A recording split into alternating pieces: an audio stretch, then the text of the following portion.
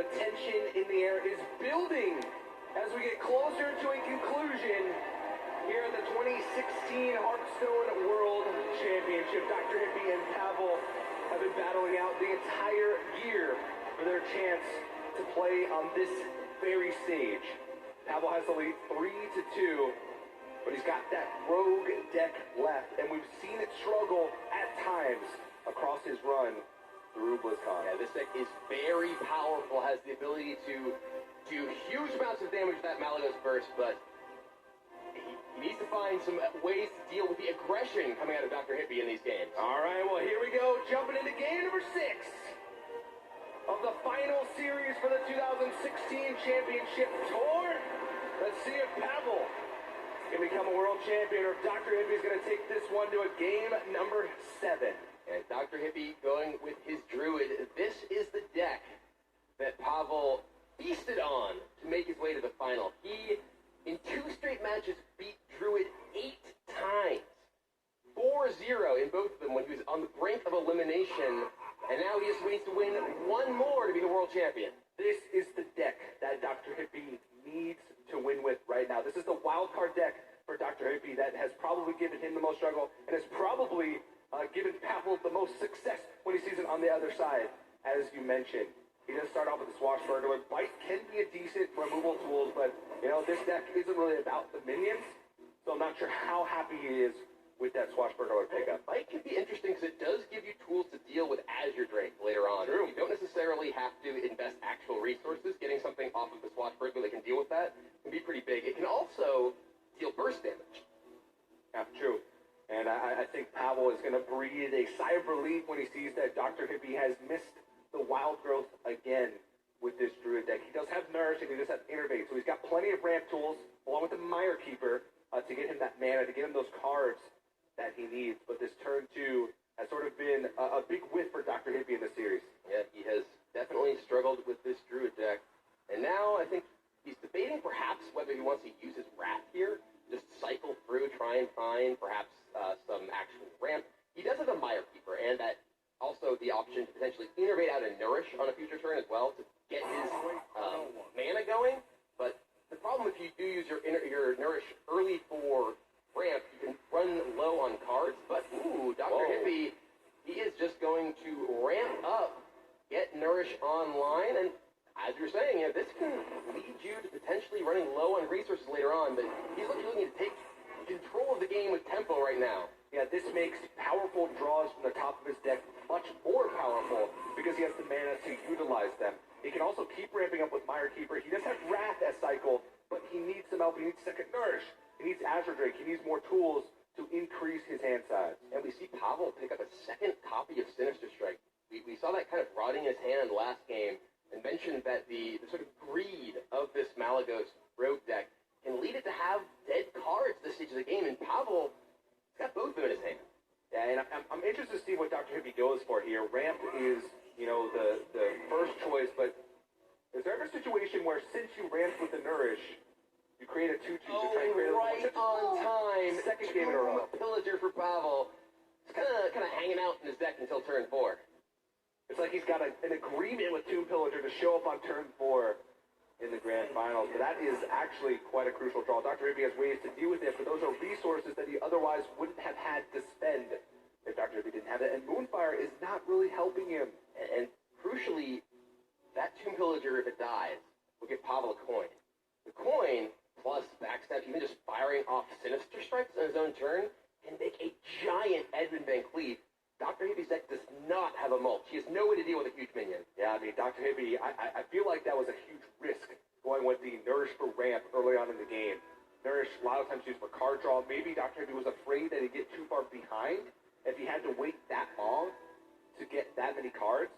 But he had the option to innervate Mire Keeper, which isn't as much ramp, but you're also developing a body. So, I mean, DrHippi taking a risk on the big stage, not paying off yet, but, I mean, if he draws into big stuff, he could get a lead in this match. Yep. Got the Feral Rage, going to go ahead and remove that Tomb Pillager, but as we mentioned, that does give Pavel the ability to have an absolutely explosive turn 5. Alright, well, let's see. Pavel picks up a shift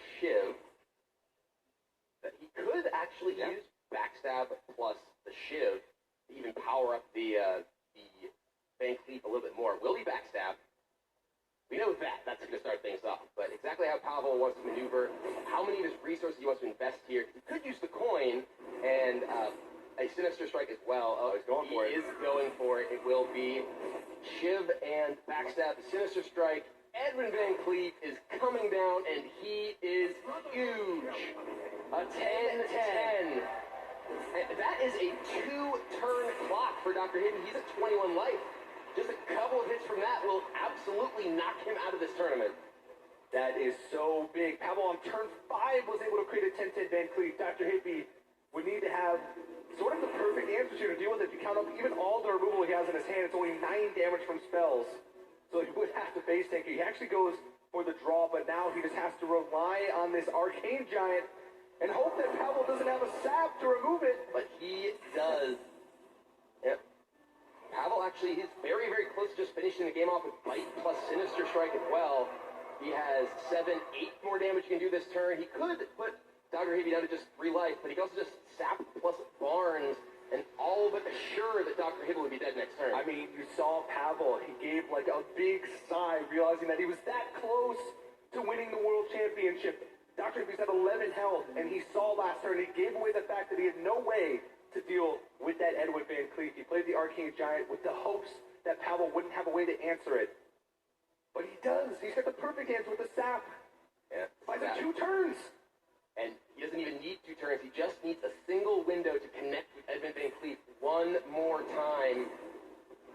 And he's making sure that he puts on as much damage as possible. So even if DrHippi finds a way to deal with Edwin, it means that he has enough damage in his hand, plus the SI7 agent, to have lethal damage. DrHippi needs a miracle. He needs Raven Idol swipe.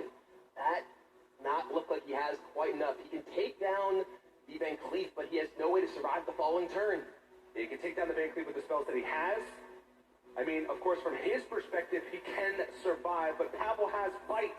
That's 4 damage. He has Sinister Strike. That's 3 damage. He'll have the SI7 agent on the board. That's 3 more. That's plenty of damage to end the game. And we said Bite looked a little innocuous off the Swashbuckler earlier, but it will be Pavel with that Bite burst. This is the last turn for DrHippi for the World Championship, and this is the last turn before Pavel.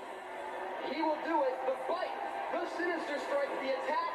Pavel is your 2016 Hearthstone World Champion. 1 game away from BlizzCon last year, comes into this year and wins the World Championship. He took his near miss last year as inspiration, motivation, and it took him all the way to the title, all the way to the trophy. He is now the champion. What an impressive performance from that young man, and Dan is standing by on stage with our champion. Congratulations, Pavel. I present to you the 2016 Hearthstone World Champion. You worked hard this entire year, battling out over thousands of people, and now you've won on the biggest stage. What do you have to say to all the fans who are watching around the world? Thanks everyone for this huge support. I'm really appreciate that. Yeah. Super happy that I win. I bet you are. What went through your mind during the last few moments of the match? One more time, please. Well, definitely a lot of emotions going through everybody's minds. And congratulations again. I want to take this opportunity to present the trophy with President and co-founder of Blizzard Entertainment, Mike Morheim, as well as Production Director, Jason Chaz.